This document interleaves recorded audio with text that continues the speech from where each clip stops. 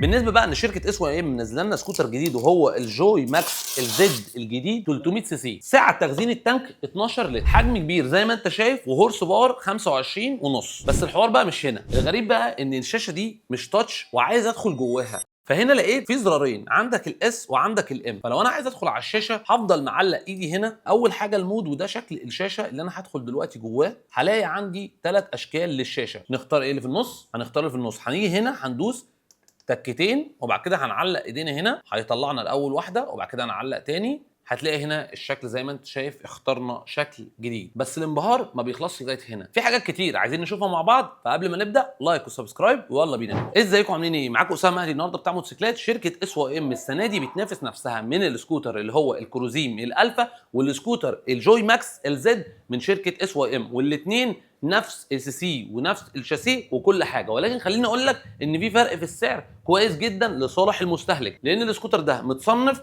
من السكوترات الماكسي سكوتر، وهو فئه ال 300 سي سي ونازل باوبشنز تساعدك في السفر جدا. طبعا كلنا شفنا السكوتر الكروزيم ال 300 سي سي من شركه اس واي ام من اول سنه 2022 و23 و24.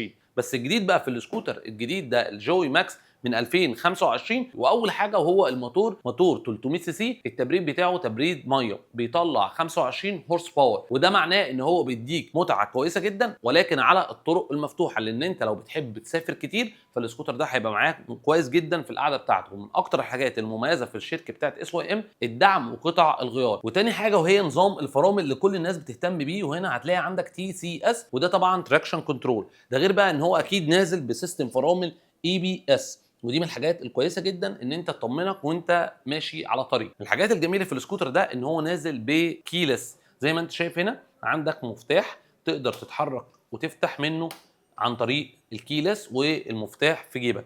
برضو من الحاجات الجميله ان مساحه تخزين التانك 12 لتر، ودي حاجه كويسه جدا، هيقدر يساعدك ان انت تمشي مسافات طويله.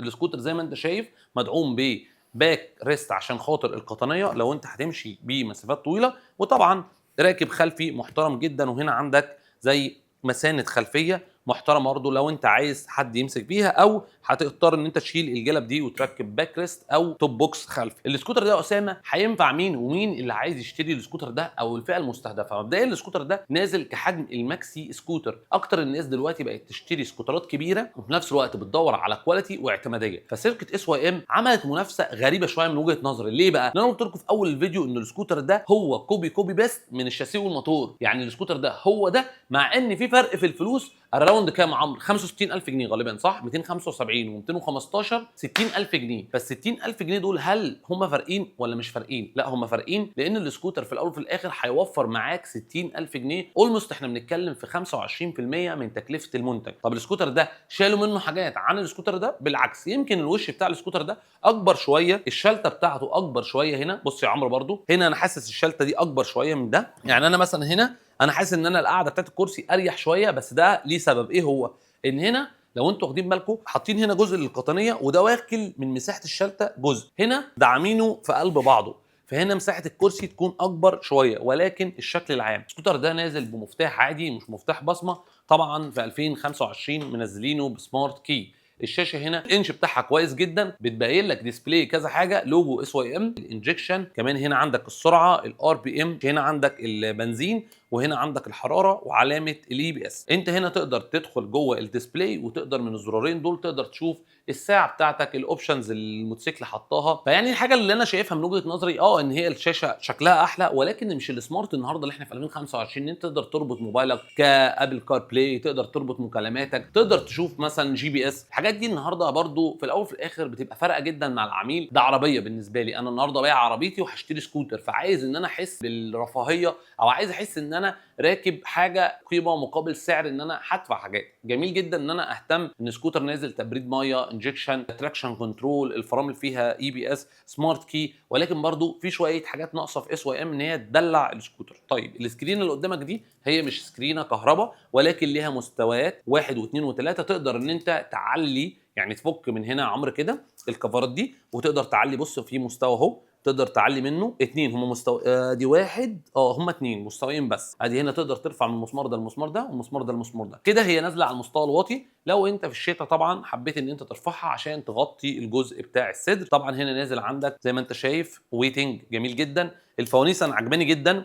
الفانوس برضو LED جامد. شايفين شكل المنظر. طبعا هنا عندك الاشارات. شايف لما تيجي تدي اشاره بينور لك الجنب كليد اضاءه، يعني بينور لك المكان. يعني ممكن انت تكون ماشي بالليل فتبدا بص انا عمرو كده شايف.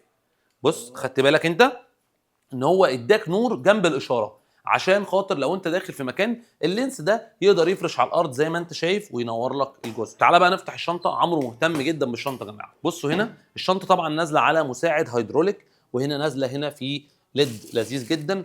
شنطه العده الصغنونه، وهنا عندك ده بتاع البطاريه. انا بقى عايز اقول لكم على حاجه. انا شايف من وجهه نظري ان هنا ممكن هي تشيل خوذه. خلي بالكم بصوا شايفين هنا دي هتدخل جوه الخوذه، وهنا في تجويفه كويسه جدا هتشيل خوذه، وكمان هشيل الخوذه هنا. فانا شايف ان مساحه الشنطه بصراحه ممتازه. هي مش صريحه او يعني مش فلات، ولكن هي نازله كده شويه، بس مساحه التخزين محترمه جدا. هنا عامل لك جراب تحط فيه مثلا موبايل، تحط فيه اي حاجه كتخزين. 2 مساعد خلفي، ماستر فرامل خلفي على طنبور. هنا عندك الجنط الخلفي مقاس 13، الفرده اللي ورا من شركه CST، العرض بتاعها 140. وعندك الجنط الامامي نازل على جنط 14، نازل فرده كاوتش برضو CST مقاسها 120. خلي بالك يا عمرو، اكتر الشركات دايما دلوقتي بتقلد فكره ان الزبون يقول لك ازاي الفرده اللي ورا غير الفرده اللي قدام. طبيعي جدا اكتر الموتوسيكلات حتى الياباني بتبقى دايما الجنط اللي ورا اصغر من القطر بتاع القطر اللي قدام، وطبعا بيبقى اعرض عشان الحركه بتاعه السكوتر او الملفات